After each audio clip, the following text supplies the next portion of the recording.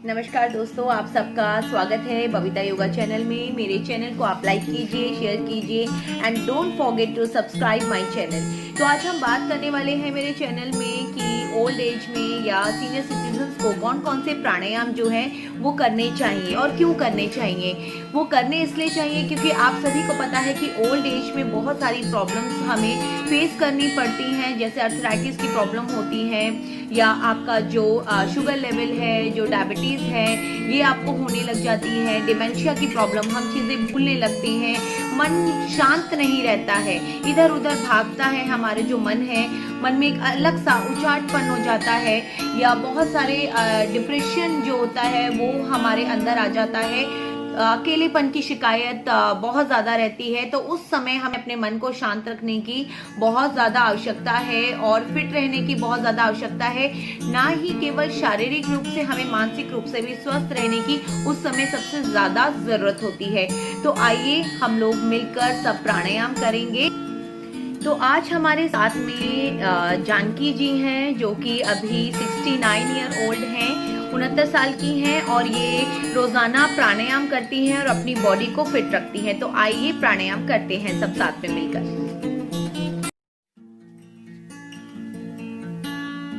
चलिए शुरुआत करते हैं नाड़ी शोधन प्राणायाम से। सबसे पहले अपने दोनों हाथों को ज्ञान मुद्रा में रखें, कमर गर्दन सीधी, कोई भी तनाव की स्थिति नहीं। देखिए, जितने भी बुजुर्ग ये प्राणायाम कर रहे हैं, जितने भी प्राणायाम होंगे वो करेंगे तो वो कुर्सी में बैठकर, अपने बेड में बैठकर, नीचे बैठ पाते हैं तो नीचे बैठकर भी कर सकते हैं। तो ऐसा कुछ स्पेसिफिक नहीं है कि आपको नीचे ही बैठकर करना है। जैसे भी बैठने में आपको सुविधा हो, आप वैसे बैठकर इस प्राणायाम को कर सकते हैं। तो सीधे हाथ से ये प्राणायाम करना है, शुद्धि का कर्म है। तो सीधे हाथ की मुद्रा बनाकर नाक के पास ले जाएंगे, शुरू करेंगे। लंबा गहरा श्वास भरेंगे, बंद करेंगे, दूसरे से निकालेंगे, फिर वहीं से श्वास को लेना है। आंखें बंद करके इस प्राणायाम में पूरा खो जाएंगे। श्वास भरिए अच्छे से, श्वास छोड़ेंगे, कंटिन्यूसली करते रहेंगे। नाड़ी शोधन प्राणायाम 3 शब्दों से मिलकर बना है। नाड़ी का मतलब शरीर के जितने भी एनर्जी चैनल्स हैं उनको ये शुद्ध करता है। प्राणायाम मतलब सांस लेना, छोड़ना और रोकना। नाड़ियों की शुद्धि हो रही है इस समय। यह शरीर में ऑक्सीजन का जो लेवल है उसे बढ़ाने में मदद करता है। गहराई के साथ श्वास को लीजिए। आपका जितना भी तनाव है, टॉक्सिन्स है, वो इससे दूर होते हैं। आपका थकान, आलस, जितनी भी लेजीनेस होती है वो आपकी दूर हो जाती है। आपके दिमाग को शांत करने में ये प्राणायाम महत्वपूर्ण भूमिका अदा करता है। इस प्राणायाम को अच्छे से कीजिए। इस अभ्यास को कम से कम 15 मिनट आपको करना है। 10 से 15 मिनट ये प्राणायाम करते रहेंगे। राइट नोस्ट्रिल से लीजिए, लेफ्ट से छोड़िए, फिर लेफ्ट से ही लीजिए, राइट से छोड़ेंगे। ऑल्टरनेट ब्रीदिंग पैटर्न है ये। आपके रेस्पिरेटरी सिस्टम को मजबूत कर रहा है। शरीर में जितना भी खून का प्रवाह है, सर्कुलेशन है, वो अच्छे से हो रहा है। ऑक्सीजन सर्कुलेशन अच्छे से हो रहा है। जिन लोगों को खर्राटे लेने में की समस्या होती है वह दूर हो सकती है। खर्राटे की समस्या आपके शरीर के तापमान को शुद्ध करता है ये प्राणायाम।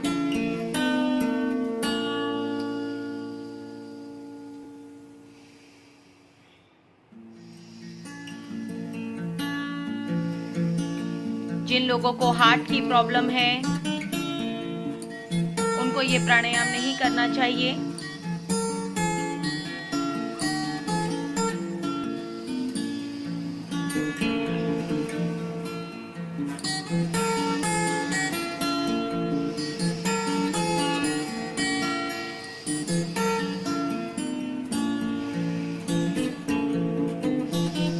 गहराई के श्वास को भरिए और छोड़िए।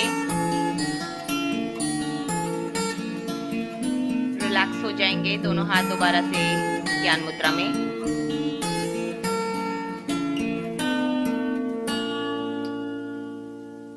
नेक्स्ट प्राणायाम हम करने जा रहे हैं भ्रामरी प्राणायाम। तो सबसे पहले अपने अंगूठों से अपने कानों को छेद को बंद करेंगे। उंगलियों को अपने चेहरे पर फैला लेंगे। आंखें बंद रखिए। लंबा गहरा श्वास भरेंगे और भंवरे की गुंजन हमिंग बी का साउंड बाहर निकालेंगे।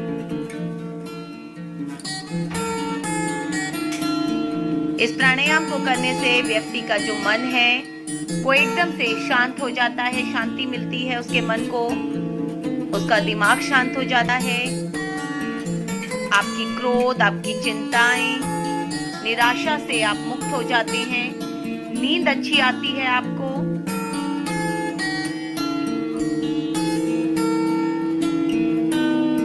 पूरा ध्यान केवल इस ध्वनि पर। अच्छे से महसूस करते रहे इस ध्वनि को। कहीं और ध्यान ना लगाएं, केवल इस ध्वनि पर ध्यान।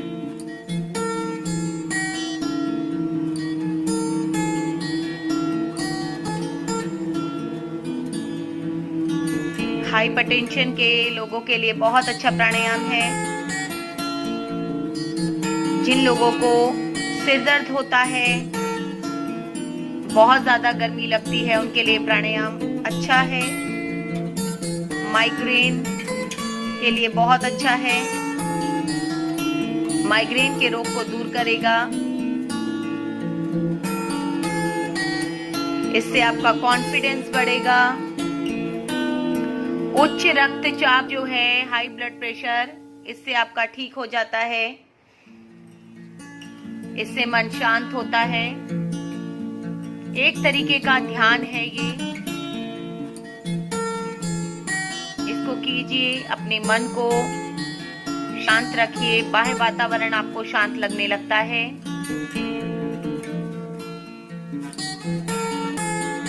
नेक्स्ट हम करने वाले हैं कपालभाति क्रिया। 6 हमारी शुद्धि की क्रियाएं हैं। नैति, धोती, बस्ती, नौली, त्रटक और कपालभाति। तो कपालभाति शुद्धि की क्रिया है। इंटरनली आपकी सफाई करती है, आपके मस्तिष्क की शुद्धि करती है। कपाल मीन्स आपका हेड, भाति मीन्स शुद्धि, चमकने वाला। प्राणायाम मीन्स सांस लेने की प्रक्रिया।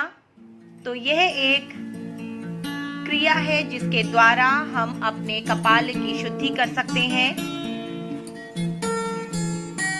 अब आपको करना क्या है? सबसे पहले आप केवल सांस छोड़ेंगे और पेट को अंदर ले जाएंगे। सांस छोड़िए और पेट को अंदर ले जाएं।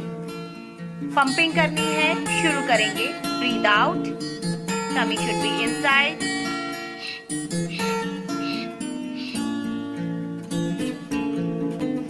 पेट अंदर अच्छे से खींचिए।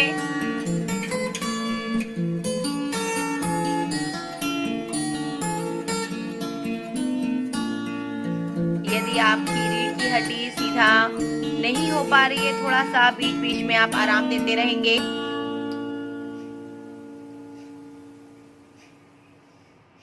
सांस छोड़ते हुए अपने पेट को अंदर की ओर खींचे। अपने पेट को इस प्रकार से अंदर खींचे कि वो रीढ़ की हड्डी पे लग जाए। पेट की मांसपेशियों को सिकुड़ने को आप अपने पेट पर हाथ भी रखकर महसूस कर सकते हैं। नाभि को अंदर की तरफ खींचिए।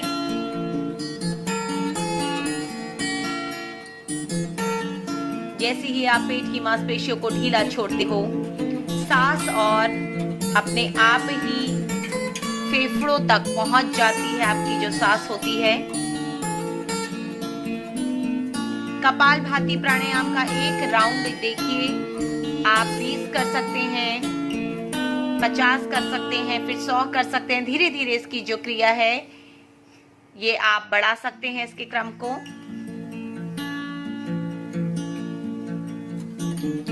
दोनों हाथ पीछे रख लीजिए कमर पे और आगे की तरफ झुक जाएं।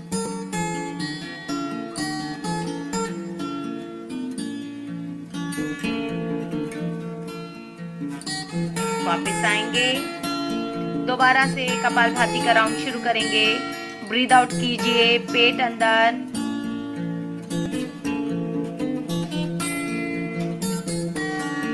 नाड़ियों की शुद्धिकरण कर रहा है। ये वजन कम करने में सहायक है। मधुमेह, डायबिटीज के जो पेशेंट्स हैं उनके लिए बहुत अच्छा है। पाचन क्रिया को अच्छा करता है, आपके चेहरे पर चमक आती है, ब्लड सर्कुलेशन पूरी बॉडी में अच्छे से हो रहा है, मन को शांत कर रहा है ये।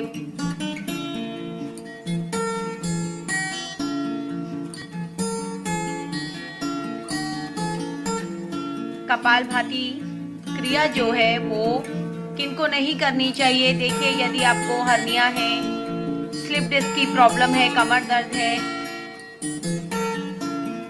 हाई ब्लड प्रेशर है आपको, तो आप नहीं करेंगे।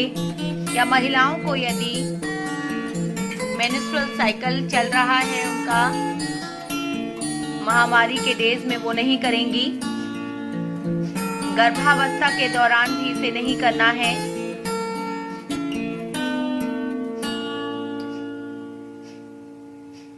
और एक अच्छे प्रशिक्षक, अच्छे ट्रेनर की मौजूदगी में इसे कीजिए। दोनों हाथ पीछे ले जाएं, दोबारा से नीचे झुक जाएंगे। अपनी कमर को आराम देना जरूरी है। रिलैक्स।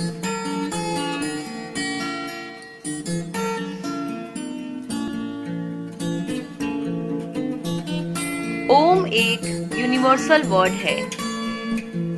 ओम का उच्चारण जब आप सही तरीके से करते हैं, तो यदि आप तनाव भरे माहौल में हैं, तो भी आप शांति को महसूस करते हैं। ओम की ध्वनि को निकालना कैसे होता है? ओम को जब आप 3 अक्षरों में जोड़ेंगे, ओ, उ और म, तो किस तरीके से आप बोलेंगे? पैर के उंगलियों से खींचते हुए ओ की ध्वनि को लाएंगे। ओ की ध्वनि को नाभि पे लाके रोकेंगे। नाभि से लेकर गले तक ऊ की ध्वनि को खींच के लाएंगे और गले से लेकर सर तक म की ध्वनि इस तरीके से आप करेंगे। तो ओम को तीनों वर्ड्स को जोड़कर हम शुरू करेंगे ओम का जप।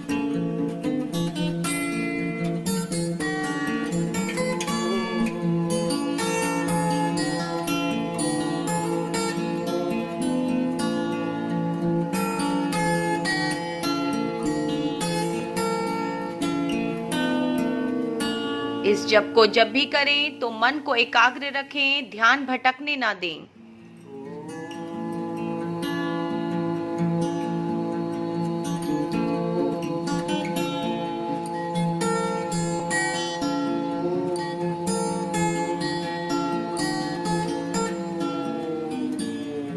अपने ध्यान को आसपास के वातावरण से हटाएं, मन को एकाग्रित करें।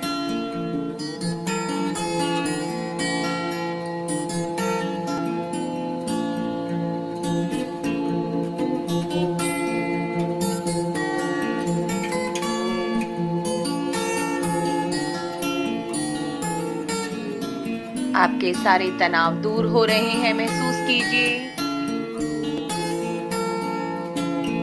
मन की एकाग्रता बढ़ रही है। आपका डाइजेस्टिव सिस्टम जो है वो मजबूत हो रहा है।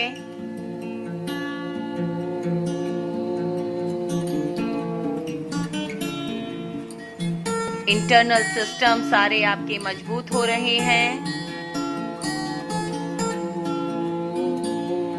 ओम का जप सबको करना चाहिए, छोटे से लेकर बड़ा, बड़े से लेकर बूढ़ा, सबको ये ओम का जप करना चाहिए।